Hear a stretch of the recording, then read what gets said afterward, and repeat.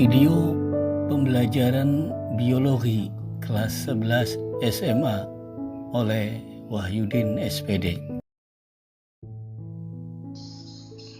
Bismillahirrahmanirrahim. Assalamualaikum warahmatullahi wabarakatuh. Selamat pagi, salam sejahtera untuk kita semua. Pada video pembelajaran kali ini kita akan mengetengahkan kompetensi dasar mengenai sistem ekskresi. Adapun tema khusus yang akan diangkat yaitu mengenai proses pembentukan urin pada manusia. Dan sebagai tujuan pembelajaran yang ingin dicapai, mampu menganalisis tahapan-tahapan dalam proses pembentukan urin. Baik, coba perhatikan karikatur berikut. Apa yang terbersit dalam pikiran Anda ketika melihat karikatur itu? Tepat, seseorang yang ingin membuang hajat kecilnya atau membuang urin. Tetapi pernahkah terlintas di dalam pikiran kita sesungguhnya bagaimana proses terbentuknya urin yang terjadi di dalam ginjal? Mari kita bahas pada materi berikut ini. Sebelum kita membahas tahapan-tahapan proses pembentukan urin yang terjadi di dalam ginjal, kita akan mengupas dulu mengenai struktur ginjal. Bahwa sesungguhnya ginjal tersusun atas beberapa lapisan. Yang pertama adalah lapisan korteks yang merupakan lapisan paling luar. Kemudian ada lapisan medula, merupakan lapisan di tengah, dan ada pelvis yang merupakan lapisan paling dalam. Pada struktur ginjal korteks, sesungguhnya korteks tersusun atas beberapa bagian. Yang pertama adalah badan Malpighi, yang di dalamnya terdapat glomerulus dan kapsul Bowman. Dan yang kedua adalah saluran nefron yang terdiri dari tubulus contortus proximal yang dekat dengan badan Malpighi dan tubulus contortus distal yang jauh dari badan Malpighi. Kemudian pada struktur ginjal medula, di sini tersusun atas beberapa bagian. Yang pertama lengkung Henle, dan yang kedua adalah tubulus collectivus yang merupakan kumpulan pertemuan dari tubulus contortus distal. Pada struktur ginjal pelvis, di sini pelvis merupakan ruang dengan cabang-cabang yang berbentuk corong, di mana berperan sebagai wadah penampung urin sementara. Baik, sekarang kita akan membahas mengenai sesungguhnya tahapan-tahapan apa saja pada proses pembentukan urin. Bahwa ada 3 tahapan di dalam proses pembentukan urin. Yang pertama, tahap penyaringan filtrasi. Yang kedua, tahap penyerapan kembali reabsorpsi. Dan yang ketiga, tahap penambahan substansi atau zat yang dikenal dengan istilah augmentasi.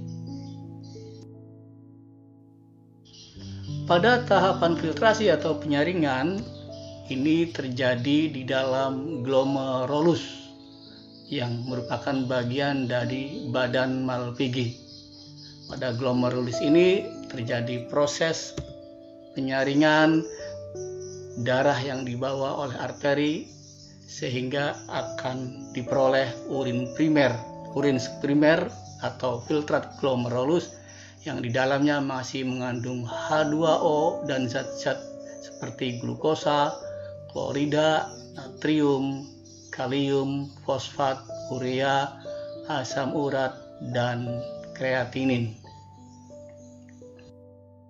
Kemudian urin primer akan menuju ke kapsul Bowman dan akan disalurkan menuju tubulus contortus proximal untuk proses reabsorpsi. di mana pada tahapan ini terjadi proses penyerapan kembali zat-zat yang masih diperlukan oleh tubuh yang masih berada di dalam urin primer. Pada tubulus contortus proximal, zat-zat yang masih berguna diserap adalah glukosa, asam amino, protein, vitamin, laktat, dan asam urat. Sedangkan pada lengkung Henle akan diserap zat-zat air, ion natrium, ion kalium, dan ion klorida. Inilah yang kita kenal nanti hasilnya sebagai urin sekunder. Sedangkan pada tahap terakhir, yaitu tahapan argumentasi, terjadi di dalam tubulus contortus distal dan juga di dalam tubulus collectivus, di mana pada tahapan argumentasi terjadi pengendapan zat-zat yang tidak lagi dibutuhkan oleh tubuh dan terjadi penambahan zat-zat yang sudah tidak dipergunakan oleh tubuh seperti air, NaCl, urea. Terjadi penambahan di dalam tubulus contortus distal sehingga urin yang dihasilkan menjadi urin yang lebih kental konsentrasinya, yang kita kenal dengan urin yang sesungguhnya, seperti urin yang dikeluarkan ketika kita membuang hajat kecil. Selanjutnya urin sesungguhnya ini akan dikumpulkan, ditampung di dalam tubulus collectivus. Maka selesailah urin yang sesungguhnya dihasilkan setelah melalui tahapan argumentasi.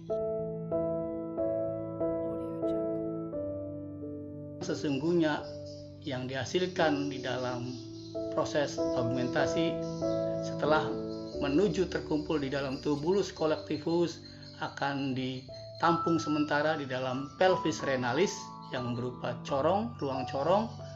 Selanjutnya akan dialirkan melalui ureter dan akan menuju kandung kemih atau vesika urinaria. Di dalam vesika urinaria atau kandung kemih, urin bisa ditampung sampai sejumlah sekitar 300 ml. Ketika daya tampung terpenuhi, maka akan direspon oleh saraf untuk mengeluarkan, selanjutnya dikeluarkan sebagai urin sesungguhnya ini melalui ureter dan keluar ketika kita membuang hajat kecil.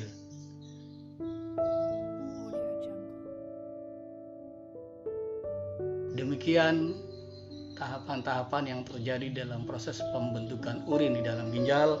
Semoga bermanfaat. Terima kasih. Assalamualaikum warahmatullahi wabarakatuh.